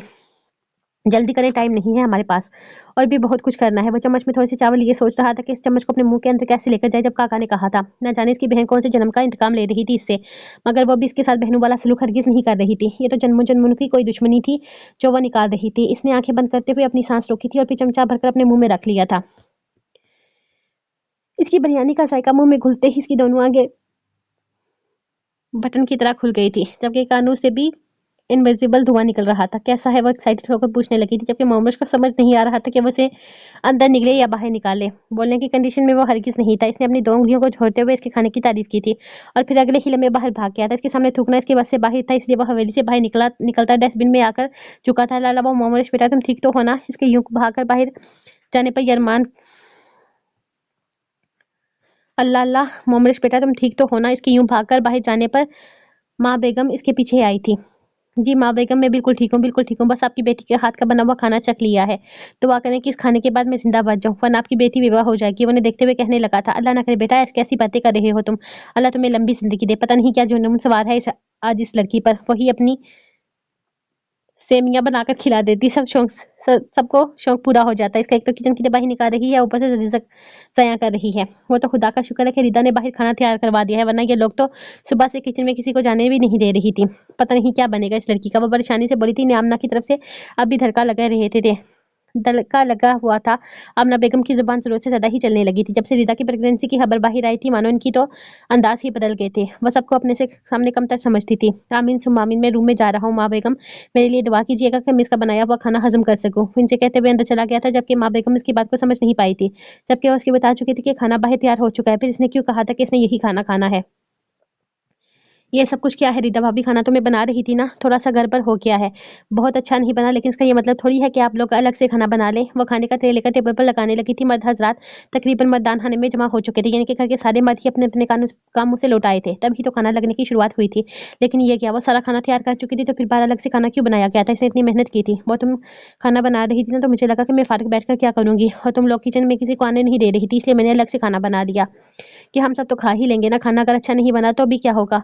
फर्स्ट ट्राई तो सबकी ही बुरी होती है, लेकिन बाबा, चाचू और बड़े अब्बा के लिए तो खाना अच्छा होना चाहिए ना। और फिर बज़म काका को तो पता है ना तुम्हें, वो गोश्त से बनी हुई कोई चीज़ नहीं खाते। दीदा ने मुनासिब अल्फाज में से समझाना चाहा था, जबकि इसकी अंदाज पर बड़ी माँ बेगम मुस्कुरा दी थी। वो हर रिश्ते को किस तरह से इतनी मोहब्बत से लेकर चलती थी। सच्ची सच्ची बताएं भाभी, नायरा के हाथ का बना खाना आपसे खाया नहीं जाएगा, इसीलिए आपने पहले अपना इंतजाम कर लिया है ना? काका खिलखिलाते हुए से बोली, तो इसने होंठों पर उंगली रखते हुए से खामोश करवाया था। ओए ऐसा मत बोलो, बस थोड़ी सी गड़बड़ हुई है बिरयानी में, पानी ज़्यादा डल गया था। बाकी सब कुछ मैंने बहुत अच्छा बनाया है। कबाब चेक करें आप। इसे ट्रे में से कपड़ा हटाते हुए इस कबाब दिखाई थे जिनकी शेप बहुत अच्छी थी, बस वो काले हो गए थे। बहुत अच्छी कोशिश है, ऐसे ही आएगा। तुम मजाक नहीं बना सकती काका, इसका हरगिज़। इसने घूर कर काका को शरारत से मना किया था, जो इसके अंदाज पर खिलखिलाकर हंसी थी। सब उंगलियां चाटते रह जाएंगे, नायडू के हाथ में बड़ा जायका है, रिदा ने ऐसे खुश करने वाले अंदाज में कहा था, जिस पर काका ने रिदा का टोंगा अपने अपने करीब घसीटते हुए सारे खाने को देखा था। माशाल्लाह बहुत समझदार हो रिदा बच्चे, अल्लाह पाक तुम्हें दुनिया भर की खुशियां अता फरमाए। माँ बेगम ने मुस्कुराते हुए रिदा को देखकर कहा तो वो बेख्तियारी आमीन कहती इनके करीब झुकी थी। वो इसका माथा चूमती से दवाएं देने लगी थी। माँ बेगम दुआ करने कि मेरी सारी खुशियाँ, मेरा शौहर मेरे पास आ जाए, मुझे और कुछ भी नहीं चाहिए। वह इन्हें देखते हुए बोली थी इनकी दुआओं में आपकी भारत भी शामिल हुआ था। वो कहाँ जाएगा, लौटकर तुम्हारे पास ही आएगा। अब तुम जैसी काबल और सलीका शौहर औरत से और कहाँ मिलेगी। माँ बेगम ने इसे देखते हुए कहा था। जब आमना बेगम अंदर दाखिल होती हल्का सा मुस्कुराई थी। इनके पीछे ही मिराल भी आई थी क्योंकि इसे पता चल चुका था कि बच्चम घर वापस आ चुका है। हाँ बिल्कुल, मेरी बहू बहुत सलीका शार और बहुत ही काबिल है। काश अल्लाह पाक आपको भी ऐसी ही बहू नसीब फरमाता। लेकिन कोई बात नहीं, मैं अपनी बेटी को अब से हर चीज़ समझाना और सिखाना शुरू कर दूंगी। आपकी दफ़ा ये 18 की हो जाए, फिर इसकी आज़ादियाँ खत्म। वो काका को देखते हुए बोली जिसने हमेशा की तरह की बातों को कोई असर न लिया था। जबकि अपनी बुराई पर मिराल लब भेजती कुर्सी खींच कर बैठ गई थी। इसे कोई फर्क नहीं पड़ता था कोई इसके बारे में क्या कहता है, अच्छा या बुरा। वो अपनी ज़िंदगी में खुश थी, इसे किसी और के ओपिनियन की ज़रूरत नहीं थी। देखो बरसम, तुम्हें ऐसे मामलों में थोड़ी सख्ती दिखानी चाहिए। तुम जितना नरमी से ये सब कुछ करोगे इतना कल को तुम्हारे लिए मसला बन जाएगा। अब तुम्हें भी देखना चाहिए कि तुम इस गांव के होने वाले सरदार हो। और वो चौधरी आफ्ताब का बेटा किस तरह से तुमसे बात कर रहा था। तुमने इतनी नरमी दिखा रहे थे बेटा, इस तरह की नरमी आके जाकर तुम्हारे लिए मसला पैदा कर सकती है। बड़े अब्बा इसे समझाते हुए डाइनिंग हॉल में दाखिल हुए थे, जहाँ पर खाने का इंतजाम मुकम्मल था। अपनी कुर्सी घसीटते हुए इसकी बातों को मौजू आज चरके में होने वाला झगड़ा था। बड़े अब्बा मैं कोशिश करता हूँ, लेकिन मुझे लगता है कि ऐसे लोगों के साथ लड़ाई झगड़ा करना बेवकूफ़ी है। वो खुद को सही समझते हुए हम इन्हें कितना ही क्यों ना समझा दें, उन्होंने वही करना है जो वो करना चाहते हैं। वो खाने की डिश बाबा के करीब घसीटते हुए बोला था। जबकि नायरा को खुद को एक्साइटेड अंदाज में देखते पाकर इसने आंख के इशारे से पूछा था। जब इसने इशारे से बताया कि वो खाना इसने बनाया है। बाबा ने हैरत से डोंगे के कवर को हटाकर अंदर देखा था। इनका तो दिमाग चकरा कर रह गया था। वो खाना कम पानी ज्यादा लग रहा था। ये क्या है यहाँ बेगम, कि यहाँ कोई मजाक चल रहा है। बाबा का लहजा सख्त था। वो घर के औरतों से ऐसे बदसलीके की उम्मीद नहीं रखते थे। ताया अबू आप ये खाएं, ये तो नायरा का दिल रखने के लिए टेबल पर रखा है। रीता ने फौरन आके आते हुए दूसरा डोंका उठाकर इनके करीब किया था। जब नायरा ने मायूसी से इन्हें देखा था, वो सब लोग ही रिदा का बनाया हुआ खाना खाने में मसरूफ हो चुके थे। यरमान ने एक नजर कबाबों को देखा था और फिर ट्रे पीछे करते हुए इसने भी खाना शुरू कर दिया था। इसकी बहन ने आज जरूर से ज्यादा ही कमाल के पकवान बनाकर पेश किए थे। खुद को देखने के काबिल भी नहीं थे, चखना तो बहुत दूर की बात थी। वो इन सबको खाना खाने में मसरूफ देखकर मायूस हो गई थी। किसी ने इसकी तारीफ नहीं की थी, इसे तारीफ चाहिए भी नहीं थी, लेकिन किसी ने इसके खाने का हाथ का बना हुआ खाना चखा तक नहीं था। रीदा ने तो उसके डोंगे को भी पीछे कर दिए थे। इसका खाना परफेक्ट नहीं था, वो जानती थी, लेकिन इतना बुरा नहीं था कि वो लोग इसको देख भी ना पाए। ये सोचकर इसकी आंखों में आंसू ले आई थी। अगर किसी ने इसकी तारीफ नहीं की तो किसी ने इसको कुछ बुरा या गलत भी नहीं कहा था। सारे मर्द हजरात आपस में बातें करते हुए खाना खा रहे थे, जबकि औरतों में से भी किसने खाने का औरतों में से किसी का हाथ इसके बनाए हुए खाने की तरफ नहीं गया था। काका तो पहले ही जान छुड़वा रही थी, क्योंकि रिदा के हाथ में जरूरत से ज्यादा ही जायका था। वो हर चीज़ इतनी परफेक्ट और मज़ेदार बनाती थी कि सवाल ही पैदा नहीं होता था कि इसका बनाया हुआ खाना छोड़कर कोई नायरा के हाथ का बना हुआ खाना खाए। वो शर्मिंदा होने लगी थी, इसके गले में आंसू का फंदा सा फंसने लगा था। सुबह से लेकर शाम तक खाना बनाने में इसकी कमर रख कर रह गई थी, और कितनी आसानी से हर चीज़ को इग्नोर कर दिया गया था। तुम भी बैठ कर खाना खा लो नायरा, तुमने दोपहर में भी कुछ भी नहीं खाया था। यह कचरा बनाने के चक्कर में इतना रिजक ज़ाया कर दिया। अब आइंदा अपना खाना बनाने का शौक सिर्फ नूडल्स तक ही रखना। माँ बेगम ने कहा तो इसके आंसू बहने को बेताब हो गए थे। हाँ जी, मेरी एक ही बहू माशाल्लाह से इतनी सलीकामंद है कि दूसरी बहू को अपने हाथ के हुनर आजमाने की तब तक जरूरत नहीं जब तक इसे खाना बनाना ना आ जाए। आमना चाची का लहजा काफी तौहीन-आमेज़ था। बैठ जाओ नायरा, माँ बेगम ने इसे देखते हुए कहा तो वो कुर्सी खींचकर बैठ गई थी। लेकिन ईदा का खाना खाने के बजाय वो अपना बनाया हुआ खाना प्लेट में डालकर चखने लगी थी। क्या वो सच में इतना बुरा था कि कोई इसको देखना भी पसंद न करता। वो जानना चाहती थी कि इसने ज़रा से चावल डालकर अपने मुंह में रखे जब नमक का गोला इसे अपनी गर्दन में चुभता हुआ महसूस हुआ था। इतना तेज नमक था कि इसे खाना निगला तक नहीं जा रहा था। बड़ी मुश्किल से पानी के साथ नवाला अंदर करते हुए इसने अपने बनाए हुए सालन को भी चखने का फैसला किया था। जब डोंगा करीब करते हुए इसने एक नवाला अपने मुंह में बनाते हुए मुंह इसने एक नवाला अपने बनाए हुए सालन का लिया था। कच्ची मिर्ची इसके गले में आकर फंसी थी। खांसी बहुत शदीद हुई थी जब काका ने गिलास पर इसके लबों से लगाया था। इसे ज़्यादा वो और बनाया हुआ खाना नहीं खा सकती थी। यह हकीकत थी कि इसका खाना खाना तो दूर देखने के भी काबिल नहीं था। इसे अब और भी ज़्यादा रोना आ रहा था। अपनी मेहनत ज़ाया होने पर भी रोना आ रहा था, और खाना बुरा बनने पर भी रोना आ रहा था। इसका हाथ इतना बेजायका था कि इसे आज ही एहसास हुआ था। और इससे भी ज़्यादा रोना आ रहा था अपने टट्टू मियाँ पर। वो नीचे आकर सबके सामने इसका मजाक बनाएगा। वो मायूसी से सीढ़ियों से उतरते मोमरोज को देख रही थी, जो अपने मोबाइल पर लगा सीढ़ियों से उतरता उसे खींच कर बैठा था। जब पापा ने इसे घूर कर देखा, वो कभी खाने के टाइम पर नहीं पहुंचा था। सॉरी पापा, वो दोस्त की कॉल आ गई थी। इसने खाना अपने करीब करते हुए कहा, जब रीदा ने उठकर डोंगा इसके नज़दीक रखा था। मोमरोज का आप ये खाएं, वो नायरा ने बनाया है, बेचारी बना नहीं पाई, आप इसको मत देखिएगा, इसकी तो अपनी हालत अभी ख़राब हुई थी। खाना खाते हुए। अगली दफ़ा इंशाल्लाह अच्छा बनाएगी। रिदा ने इसे देखते हुए बताया जब इसने एक नज़र साथ झुकाए बैठी नायरा को देखा था। शुक्रिया भाभी, इसने कहते हुए मुस्कुराकर इसके हाथ से डिश थाम ली थी, जबकि डिश को एक तरफ रखते हुए इसने दोबारा से नायरा के करीब रखे डोंगे को अपने पास किया था। सबने इसकी यह हरकत को नोट किया था, लेकिन कोई कुछ बोला नहीं था। इसने पहले यखनी नुमा बिरयानी को अपनी प्लेट में डाला और फिर थोड़ा सा सालन भी इसके अपनी प्लेट में डाल लिया था, लेकिन वो खाएगा कैसे? वो खाने के काबिल था ही नहीं। इसकी बेइज्जती होगी नायरा हैरत से देख रही थी। जब इसने चपचा उठाकर एक चम्मच ली थी, गले में कुछ अटका था जिसे इग्नोर करता वो हल्का सा मुस्कुराया। नायरा हैरत से मुंह खोले से देख रही थी, जबकि वो बिना किसी को भी खाने का जायका महसूस करवाए इसे खाने लगा था। वो इसके लिए बनाया क्या था खाना? इसकी मनकूहा ने पहली दफा इसके लिए कुछ बनाया था और बस सिर्फ इसी के लिए बना था। वो इसे कैसे ना खाता? बहुत अच्छी कोशिश है। अगली दफ़ा इससे बेहतर बनाने की कोशिश करना। खाना बनाने में कोई रॉकेट साइंस लगती है जो सिर्फ आप ही अच्छा बना सकती हैं। मेरी मनकूहा के हाथ का जायका बहुत अच्छा है, बस थोड़ी-सी प्रैक्टिस की ज़रूरत है, ये भी बेहतरीन है। अम्मा, आपको याद है जब पहली दफ़ा रीता भाभी ने खाना बनाया था, आपने इन्हें वारदा का से इनाम दिलवाया था? इनाम तो मेरी मनकूहा भी डिज़र्व करती है। वो उठकर अपनी जेब से कुछ निकालते हुए इसके सामने रख गया था। तुमने खाना बहुत अच्छा बनाया है, मैं उम्मीद करता हूँ कि तुम आइंदा भी मेरे लिए ज़रूर बनाओगी। वो एक खूबसूरत सा वेलवेट का सुरख डब्बा इसके सामने रख गया था, जिससे इसने सबकी निगाहों से चुराते खोलकर देखा था, तो गोल्ड का खूबसूरत सा ब्रेसलेट देखकर वो हैरत से देखने लगी थी। अच्छा, सच में क्या खाना इतना अच्छा था? तो फिर हमें रिदा वाला खाना क्यों दिया गया है? हम भी तो चख लेते, थोड़ी बहुत गलतियां तो हो ही जाती हैं। हमारी छोटी बहू ने पहली दफा कुछ बनाया था। वजाहत साहब ने इसकी तरफ देखते हुए मुस्कुरा कर कहा, तो वो मुस्कुरा भी न सकी थी। मेरी बेटी को कुछ भी बनाना नहीं आता था, लेकिन इसका ये मतलब नहीं कि वो कुछ बना ही नहीं सकती। आहिस्ता-आहिस्ता कोशिश करेगी तो सब कुछ आ जाएगा। अब की दफ़ा बाबा ने भी इसकी हौसला अफ़ज़ाई की थी। वैसे तो वो डोंगा देकर अंदाज़ा लगा चुके थे कि खाना अच्छा नहीं है, लेकिन फिर भी वो इनकी बेटी की पहली मिन्नत थी। आपको कुछ भी बोलने की ज़रूरत नहीं है, ठीक है ना? आप अपना खाना खा चुके हैं। इससे पहले कि यरमान इसकी तारीफ़ के लिए कुछ बोलते हुए इसकी हौसला अफ़ज़ाई करता हुआ उँगली उठाकर बोली थी, सबसे ज़्यादा दुःख तो इसी कटरे के ट्रिप पीछे करने की वजह से हुआ था। इसे वो कैसे कुछ बोलने देती, जबकि यरमान कंधे उचका गया था। शुक्र था कि वो झूठी तारीफ करने से बच गया था। हाँ, लेकिन बरसम को दुख हुआ था। इसका भीगा लहजा सुनकर सारे दिन इतनी मेहनत करने के बाद वो यहाँ बैठी रो रही थी। मैं तो कुछ भी नहीं बोल सकता हूँ। तुम्हें पता है मैं गोश्त नहीं खाता, लेकिन फिर भी अच्छा दिख रहा है। बरसम ने मुनासिब अल्फाज ढूंढते हुए कहा, तो वो खिलखिलाकर हंसी थी। अब सब लोग इसकी झूठी तारीफें कर रहे थे। इसका खाना शक्ल से ही ऐसा लग रहा था कि वो खाया नहीं जा सकता, लेकिन इसे खुश करने के लिए सब कुछ ना कुछ बोल रहे थे। जब मोमरेश वहां से उठकर बाहर की तरफ निकल गया था, इसने अपने सीने पर हाथ रखा हुआ था, लेकिन वो अपना खाना एडजस्ट नहीं कर पा रहा था। इसने खुद अपना खाना चखा था, वो जानती थी इसने कैसा खाना बनाया है। डॉक्टर साहब के सामने तो तुमने इतनी तारीफ कर दी, लेकिन अब ये खाना हजम कैसे करोगे? वो बेचैनी से बाहर लान में टहलते अपने सीने पर हाथ रखे देखती परेशान हुई थी।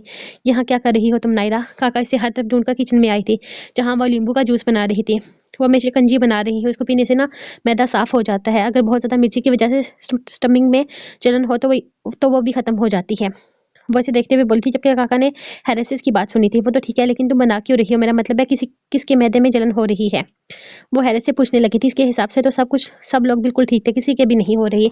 मैं तुम्हें बनाकर दूंगी, तुम बस अपने काका के रूम में रख के आ जाना। वो इसे देखते हुए बोली थी, एक्सक्यूज मी, मैं क्यों रखूँ? तुम बना रही हो, तुम जाके रखोगी, और मुझे ना फालतू में काम मत दिया करो।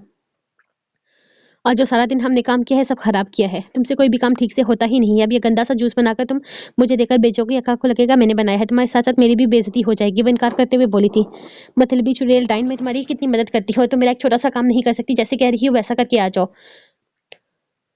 और ये देकर आओ। और अगर तुम नहीं देकर आओगे तो याद रखना मैं तुम्हारी कोई बात नहीं मानूंगी। आपके नायरा ने काफी गुस्से से देखते हुए कहा था। ओ हेलो, आप मेरी वैसे भी कोई बात नहीं मानती भाभी जी। और ये जो जूस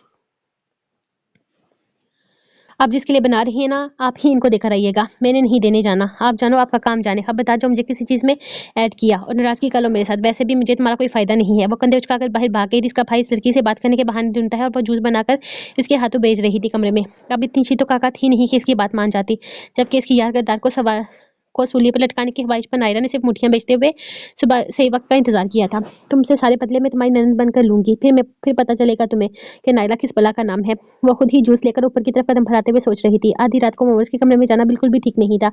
बहुत ज्यादा रात ना सही, लेकिन फिर भी 8:30 बजे का वक्त था और बस थोड़ी देर पहले ही वो बाहर कहीं से वापस ऊपर आ गया था। इसकी हालत से वो बिल्कुल भी ठीक नहीं लग रहा था। इसकी आंखें हर दर्जा सुलगती और ऐसा सिर्फ और सिर्फ इसी की वजह से हुआ था। वो जूस लेकर ऊपर जा रही थी जब रिदा को सीढ़ियों से नीचे उतरते हुए देखा। कहाँ जा रही हैं देवरानी जी? वो मुस्कुराते हुए सवाल करने लगी थी, जबकि इसके हाथ में मौजूद ब्रेसलेट देखकर इसकी मुस्कुराहट मजीद गहरी हुई थी। वो मैं ऊपर जा रही हूँ अपने रूम में, वो कुछ सोचते हुए बोली थी।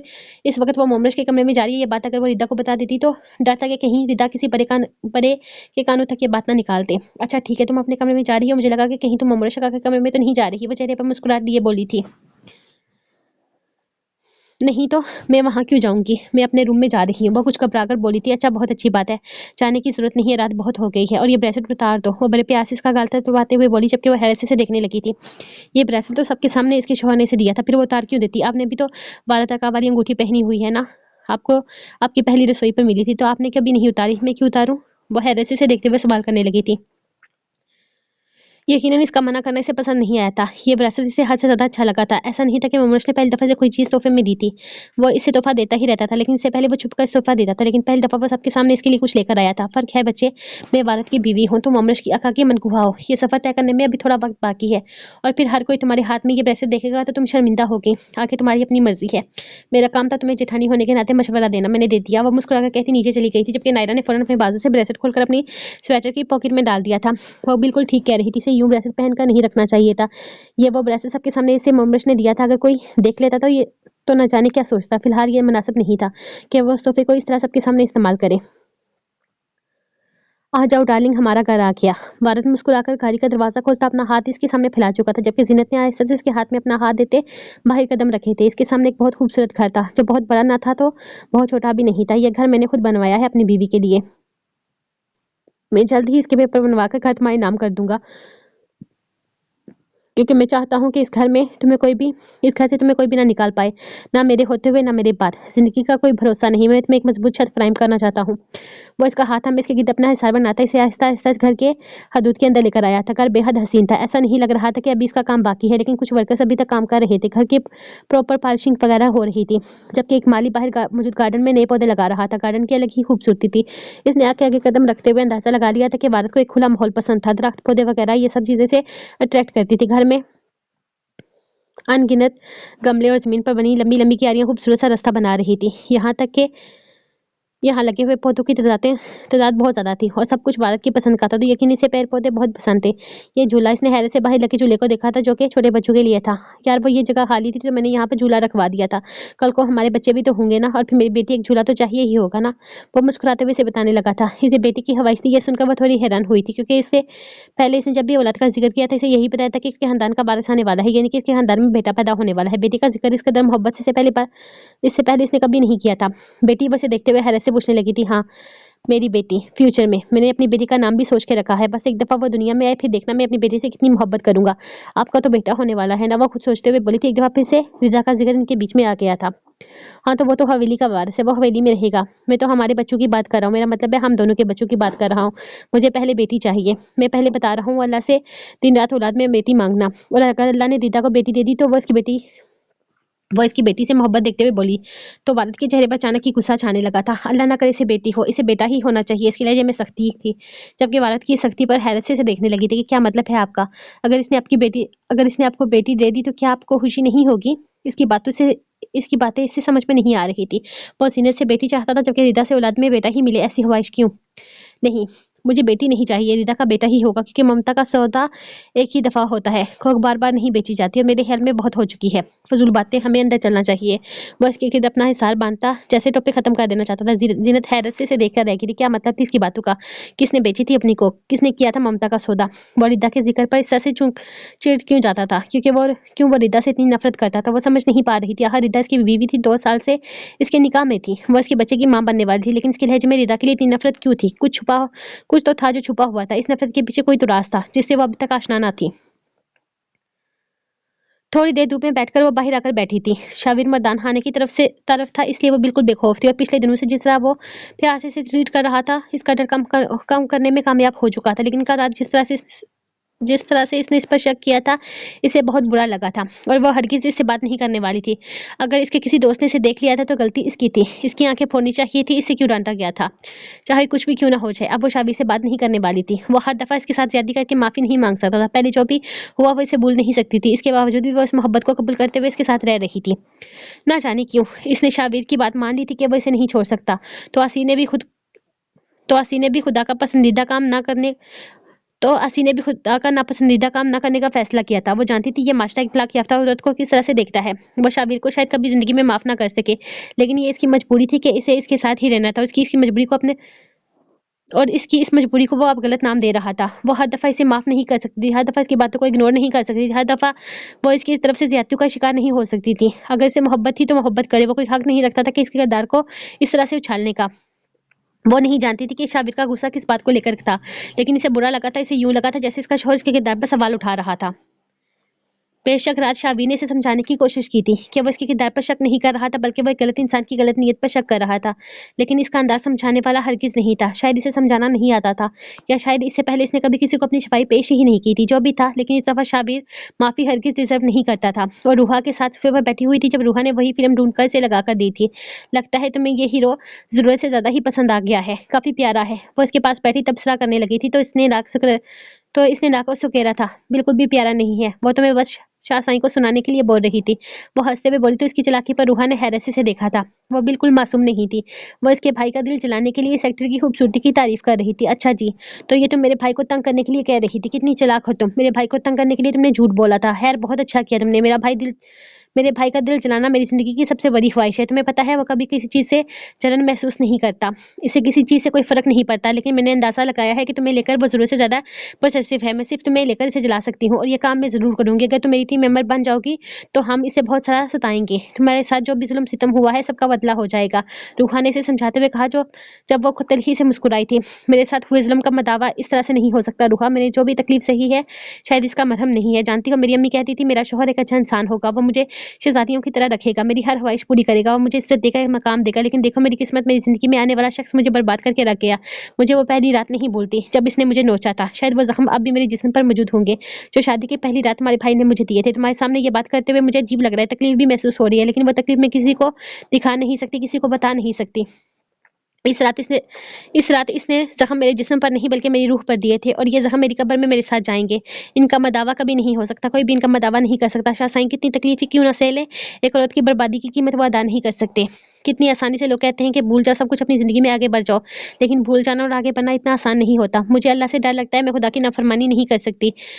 ऐसा कोई काम नहीं करना चाहती जो मेरे खुदा की नज़र में गुनहगार कर दे, लेकिन शाबिर शाह को माफ़ करना मेरे बस से बाहिर है। वो जैसे अपना दिल खोलकर इसके सामने रख गई थी। इसमें शाबिर भाई की कोई गलती नहीं है यासिर, वो मेरा कसूर था, सब कुछ मेरी वजह से हुआ था। मैं घर से भाग गई थी, मैंने घर की दहलीज पार करके अपने भाई की क़यादत को ललकारा था। मेरे गुनाह की सज़ा मेरे भाई को मत दो। वो आंखों में आंसू लिए से बोली थी। इसकी बात सुनकर वो तड़प उठी थी। ये सारी बातें अहमियत नहीं रखती रूहा, अहमियत ये बात रखती है कि एक इंसान के साथ जानवरों जैसा सलूक किया गया है। वो बदला ले रहे थे, मेरे भाई से लेते। मुझे क्यों तकलीफ पहुंचाई, मुझे क्यों ज़िंदगी से नफरत करने पर मजबूर कर दिया। ये दुख मैं भुला नहीं सकती, और नहीं ये दुख भुलाना मेरे बस में है। बस मैंने हर चीज़ को समझौता समझकर कबूल कर लिया है। ये तकलीफ़ शायद मेरी तरह बहुत औरतें सहती होंगी। खुदा का शुक्र है कि मेरे लिए थोड़ी आसानियाँ पैदा हो गई हैं। कहानी अच्छी है ना? फ़िल्म की वो बात ख़त्म करते हुए बोले तो रूहा ने इसे यूँ ही देखते निगाहें लैपटॉप की स्क्रीन पर डाल दी थी।